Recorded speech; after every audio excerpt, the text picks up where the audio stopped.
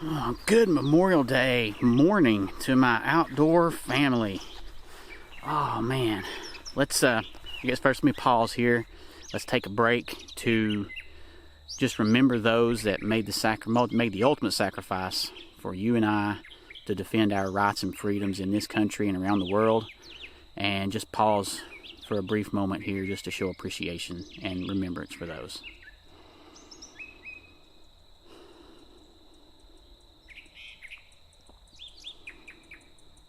All right. Oh, thank you to the family members of those who have gone before and made that sacrifice. Thoughts and prayers are with you, and just I hope you are proud and have a lot of honor for what your family members have done, laid down their life for people they don't even know, like myself. Unfortunately, in today's society, many of those rights and freedoms are under attack and are forgotten, overlooked, ignored by many. But that's not the purpose of this video today. What we're going to do today is I'm just going to kind of give you an update on the food plot. So I put this is one of the food plots here. There's another one up behind the house up there. I'll go see if I can get to it too. This one here is I'll spin the camera around here in just a minute and show it to you, but this one has, what does it have? It has some field corn, sorghum, soybeans, lab, sun hemp, and buckwheat in it. So this is a rather small food plot here, but it's coming on really strong. I'll show you some video of it. I see my brother across I'll turn around here. I'm using my new gimbal, and so it's kind of got a slow reaction to it, but across the valley back over there, my brother is walking out. He's going to go try to call a coyote in to shoot it. So spin that around here again. Anyway, food plot here behind me. Spin this around, you can see me back there and see it. So food plot back here coming along really well now. I bush hogged the hillside off here, part of it. I didn't go through the heavy, thick stuff just because I'm worried about turkey nests and poults and things, and it's almost fawning season as well. So I just mowed off the grass that was like a foot tall, 18 inches, instead of going through and mowing the high stuff, just because I could see what's underneath that grass and see if there's any turkeys in there or fawns, because I was up so high I could look down and see it. But this food plot back here is coming along really nicely right now. We've really only had about an inch of rain on it since I planted it, so considering it's doing this well with only roughly an inch of rain is pretty good. I'll get a close-up of this here, show you, and then we'll walk up and we'll go try to check out the other food plots and just see how they're doing. So we're up here at the other food plot now, and you see the food plot back here behind me. That was my winter food plot. So that had my crimson clover and vetch and chicory and that sort of stuff in it. You can see most of I'll walk back that way, most of the crimson clover is all dead and done its thing. The blooms have all completed and they've gone to seed now. And so all that's left there really is, there's a little bit of chicory, spin around here, there's a little bit of chicory still hanging out over there. But the main thing that's left is the vetch is still green and it's still blooming, so the honeybees are using that. But I'm about to come mow all that down, turn it into green manure, and just turn it in to hopefully have it to help fertilize the next plantings we put in there, either later this summer or this fall. But in this food plot I'm in right now, this one was the plot I planted that was going to be primarily for the chickens, for our domestic chickens. This was a field corn and a sorghum, and as I walk through here looking, I don't see any corn so far. I see a bunch of sorghum, but I see no corn. So I'm not really sure what happened, because I bought some Hancock seed field corn. There's some buckwheat coming up. There's one buckwheat stalk coming up. That is weird. I did put buckwheat in here. That's right, I forgot I put buckwheat,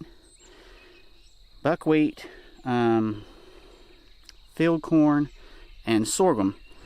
And there's one buckwheat coming up, a whole bunch of sorghum, and no field corn. This back over here behind me that kind of looks like corn, that's all Johnson grass. I tried to kill that before, and apparently I didn't get it all killed, so it's coming back pretty strong. But I'm not really sure why the corn's not coming up. But unlike the food plot down there where we just came from, there's a lot of deer tracks already in there, and they're already browsing on the buckwheat. This one up here, there's no deer tracks in it. The turkeys don't appear to have been up here dusting or anything. They're not messing with it. They're hitting that one down there, which that one was planted for the deer and turkeys. This one, like I said, was planted for the chickens. So there's one corn coming up right there. One corn. Man, there may be a second one right there. So maybe the corn's just slow to germinate here. I'm not sure what's going on, but there's a whole bunch of undergrowth weeds coming up. This one just did not turn out the way I wanted. I planted this one probably nearly 3 weeks ago, and it's really slow to come on, especially compared to the other one down there. And I don't know, this one may be a failure this year. I don't know what's going on, but maybe it'll produce something. If nothing else, we can maybe get some sorghum heads to have to dry to feed the chickens with this winter.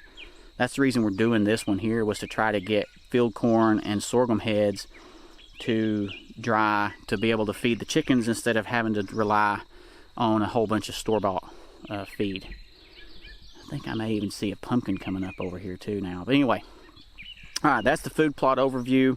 You know, we'll see. Maybe if we get a little more rain, things will pick up and take off.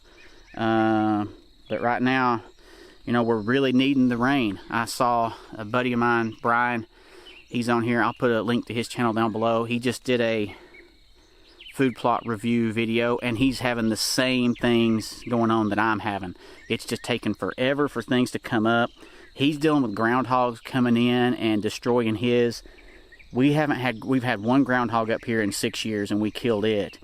Over at my neighbor's house and at my brother's place, they're just overrun with groundhogs right now. And another neighbor put out a large food plot, and the groundhogs are just wiping out his soybeans.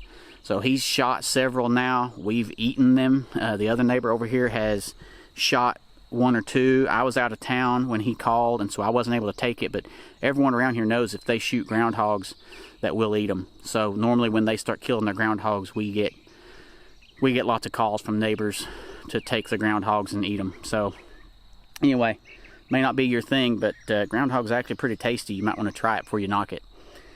That's it for this video. I'll give you another update as things progress a little bit more, show you how the food plot's coming along.